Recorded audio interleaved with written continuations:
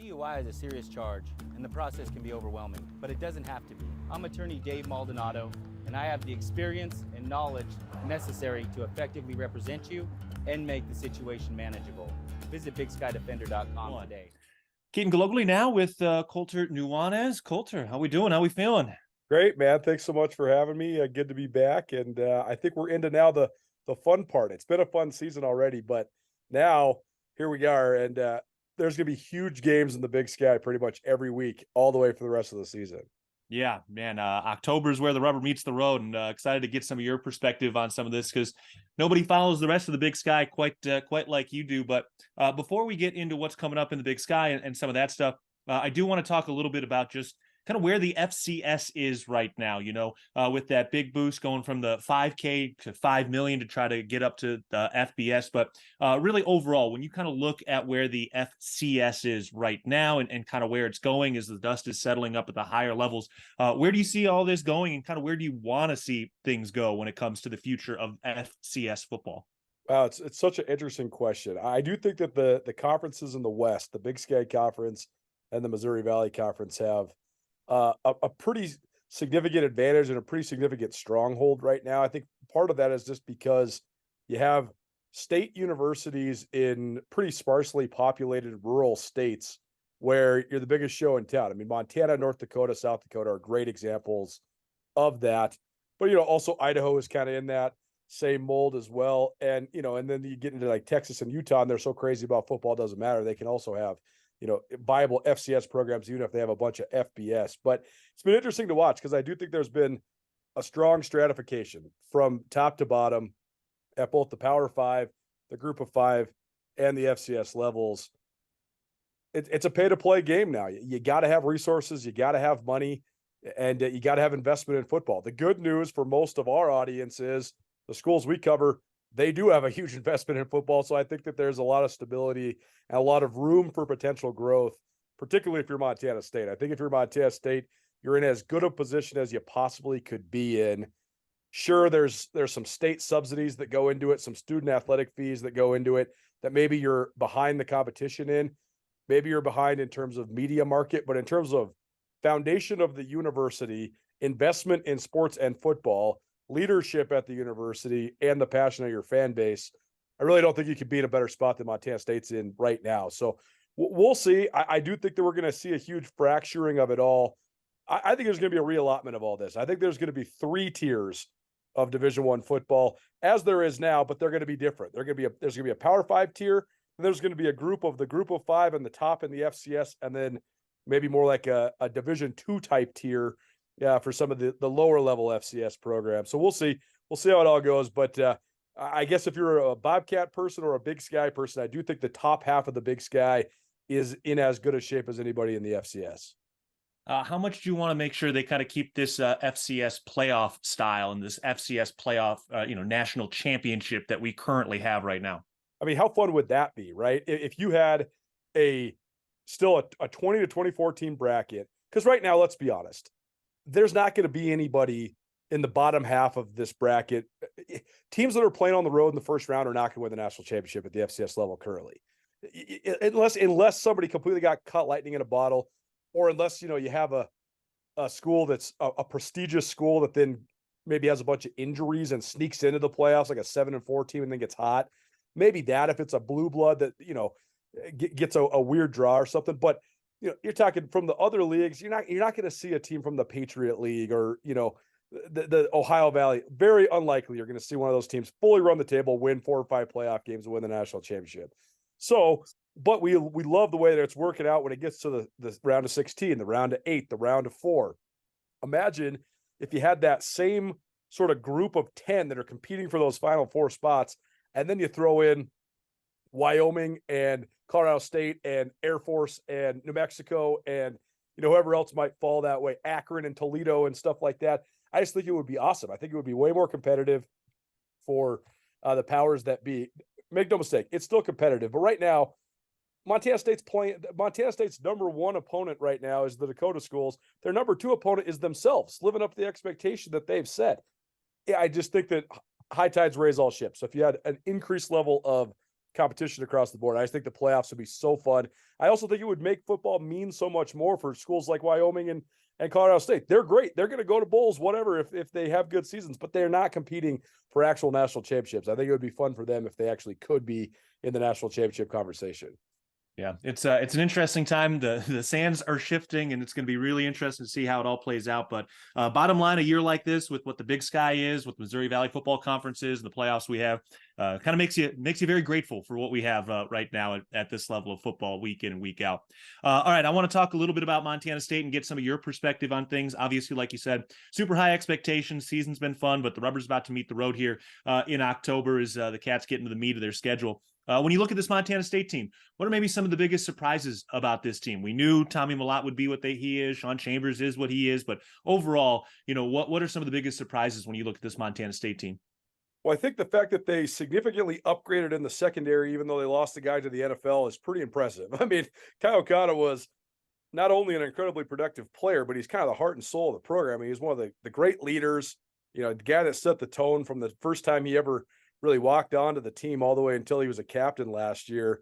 To lose that guy and pretty seamlessly replace him both in production and in leadership is pretty darn impressive. I mean, I think that Rylan Orr has been one of the breakout players in the entire Big Sky so far.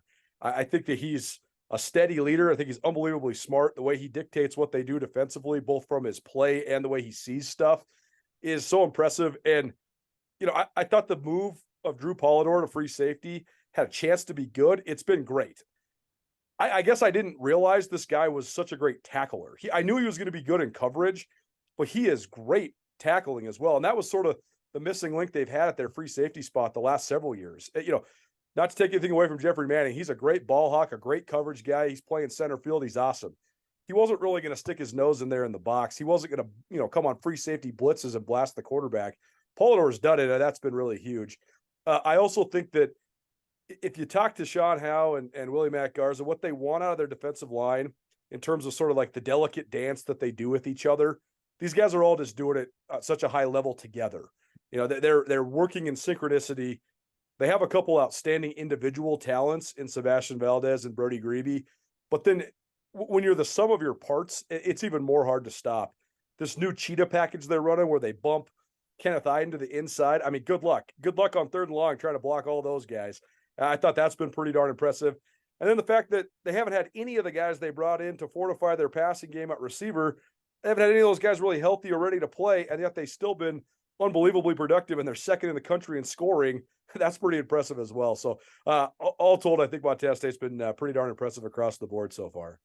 Join Town Pump's Pump It Up Rewards Plus program and never pay full price for fuel again. Save 5 cents on every gallon every day at any Town Pump across Montana. Plus, earn and redeem points on your favorite in-store items to get free stuff with our clubs. Stop in and pick up a rewards card. Download the Pump It Up Rewards Plus app today. Or visit townpump.com/rewards to register and start saving. Town Pump, right down the road. Pump it up. Oh, yeah. All right, well, one of the big things I want to talk to you about is just the big picture of the Big Sky right now. Obviously, incredibly deep. Who knows how many playoff teams that are going to be coming out of this. Certainly, there's 7 or 8 teams that are definitely playoff caliber, but we've got so much to settle before we can start thinking about that. I want to talk about some individual teams, though. This Northern Arizona team, which is on the schedule for Montana State, they're coming up here to Bozeman a little later in the year. They just won at Weber State. They nearly won at Sacramento State a couple of weeks ago. How good is this NAU team, and are they a team that could end up playing in some postseason football this year? It's definitely an interesting one. I do think that it's a potential playoff matchup between NAU and Portland State. I talked all last week about how the skill of your quarterback is important. The talent of your quarterback is important. The level of confidence your team has in your quarterback is even more important. I'm not actually sure Adam DeMonte is better than Kai Milner. NAU's more confident in him. Since they put him in the lineup, they've been great. And we'll see. We'll see if they can play their way in, because it's certainly a huge matchup this week. And also it's just a huge season for NAU. They've had several years to build it under Chris Ball. They've hit some roadblocks. I mean, I think the pandemic really incurred a lot of what they were trying to build. They've lost multiple really good young players to the portal, including RJ Martinez, their last stud freshman quarterback, who I guess played as a sophomore last year as well. But they've been impressive, but I also think I was really impressed with Portland State. I know a lot of Bobcat fans consume things through the lens of the Cats. Did the Cats play well? Did the Cats play not well? Portland State's good. I mean, Brent Vegan said that after the game. He said, I'm glad we played a good team that tested us. They have great athletes. So I don't know. When we tier out the Big Sky, I think you have a definitive top team in the Cats. I think Idaho is definitively number 2 right there. And then that next tier, who's going to rise to the top between Sac State, Montana, Portland State, NAU, Weber? There's a whole bunch of teams in that mix, maybe UC Davis as well. So we'll see. We'll see how it plays out. But I do think there's a lot of teams with at least playoff hopes going into the second half of the year. Yeah, no doubt. I mean, RJ said it on the radio broadcast during that Portland State game, right at the beginning, before the game even started. He said, this is a team that is good enough to be in the playoffs. If they make it, we'll see. But skill-wise, you're right. Portland State is definitely there. NAU is definitely there. And as you do look at how this top is going to shake out, nobody knows who's going to win the Big Sky yet. Montana State still has to travel to Sac State, still has to travel to Idaho, and Idaho will be coming off a bye week in a couple of weeks. But it does feel like when I look at some of these top teams, one of the things that's going to come down to is defense. All these teams have good quarterbacks. All these teams can score the football. Even when you look at an Eastern Washington, who's been very good this season, even though they've been a little bit banged up. When you look at the defense of some of these top competing teams at the top of the Big Sky, who do you think is going to stand out? Who's got that best defense that's going to get those big stops late in the year when you absolutely need it, when we are deciding these championships? Well, Montana's defense has been so interesting this year because they blitz 65% of the time. They haven't been able to get home. They got no sacks in conference play. That's fascinating because that's what they're doing. They're putting pressure on you to erase your run game and hit the quarterback. They haven't been able to do that. But they made a huge adjustment last week to take a lot of the pressure out, especially from the inside linebackers, and let those guys roam and just tackle in the open field. And it was more of a bend but don't break, but they looked really good doing it. Bobby Hauck's talked extensively about how this is a team that's great tackling in the open field and just a sure tackling team, period. So maybe that's their MO down the stretch. I actually think that helps them because they have less of a propensity of giving up big plays, especially the explosive offenses like Idaho, Sac State, Montana State. So we'll see. We'll see if that adjustment lasts for more than just a week. But that was a big win for the Grizz last week, and the defense had a big part to do with it. Idaho's been decent defensively. Sac State's been okay defensively. I think UC Davis is really talented defensively, but they're kind of spinning right now. And as we've seen, it's so interesting because there's so much pressure to win at all these schools. There doesn't seem to be any pressure at UC Davis. That's a really interesting fold to me. I think that they're just, happy to be living in sunshine, California. And if we win more than we lose, all good. So that's an interesting dynamic too. But I do think the Cats have the potential to be the best defense in the conference. They have the best defensive front in the conference. I think there's no question. If they can get healthy at corner, they can have one of the top secondaries in the conference as well. And then to me, it's just a matter of one of those linebackers, either McCain O'Reilly, Danny Ulicakepa, or Nolan Askelson, becoming a true all-conference guy.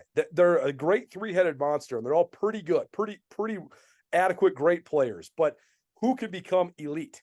I actually think it might be McCain O'Reilly. He showed me some sweet strides lately, and he's got great talent. He comes from a great pedigree. So we'll see. If you have three options, though, that's a good sign if you're Montana State. So if those guys can just avoid these bogus targeting calls they've gotten recently, then I think that they'll be in good shape. But to answer your question, I do think it's Montana State that has the top defensive potential in the league. Finally, a big game coming up here in week 7 between Montana and Idaho as well. Can Montana help out the Bobcats here a little bit? Do they got any chance here against Idaho going on the road out to Moscow? Well, that's why this is such a sweet stretch these next couple weeks, because you got the Grizz at Idaho. Then Idaho gets a bye. And then the Grizz get a bye. Then you got the Cats at Sac State. Then Sac State comes to Missoula. We're going to see all these teams play each other, and I think it's going to be big time. It's so interesting because Idaho opened up as a favorite. I actually thought that the line was less than I thought it would be. -7.5 is what it opened up at. I thought it'd be a 2-touchdown spread in favor of Idaho. Spread aside, though, Idaho's straight rolling in Montana, even though they're 5-1. There's been a lot of question marks. I do think the Grizz unlocked some stuff last week against UC Davis, but Idaho's going to watch that tape and they're going to have answers for it. I mean, Davis played a 9-man box the whole game, and the Grizz, to their credit, they hurt him. But can they do it again? We'll see. All that said, though, I actually don't know how to answer your question because I've covered Bobby Hauck for all 13 seasons he's been at the helm at Montana. I have never covered a Bobby Hauck team in which they were the underdog. And that's the mentality of this team now. They get to play all these teams that are ranked ahead of them. That's never the case for the Grizz. The Grizz are always in the top 10. They're always playing the teams that are trying to knock them off. How do they react? If they can embrace it, I think that they can absolutely make some noise. If not, though, if they regress to what they looked like in September, it's going to be a really, really long year in Missoula. So we'll see, but it's certainly the game of the week in the FCS, and should be an interesting one with, the Kibbe Dome is going to be rocking. I think it's good for the Big Sky that Idaho is, at least for the moment, back. Yeah, this is going to be a lot of fun, man. However it all plays out, just appreciate and having a front row seat, because it's going to be a lot of fun here these next couple of weeks, and hopefully it runs on deep into December and January. Colter Nuanez of Skyline Sports and Nuanez Now, man, appreciate the time and the insight, especially nobody's got better eyes on the Big Sky than you do, so appreciate the insight today. Well, thanks, man. Really appreciate it, and I love sharing it with your audience, and great job. That was a fun article in the paper on you guys. I loved it. You're doing a great job, and we really appreciate you having me. And tell RJ he's doing great too. Just no more punch in the window. I didn't say anything to him after it happened, and I didn't say anything until next week. I can't blame him. It was his second game where that was one of the most epic moments. You're building a statue of Cleveland Thomas outside of Bobcat Stadium in that position if that catch goes down. I couldn't blame him for a second. He blacked out. I don't blame him. It was crazy. That was a wild moment. A totally wild moment. But you guys are doing a great job, and keep it up. Appreciate it. All right, Colter Nuanez. All right, we're taking a break after this.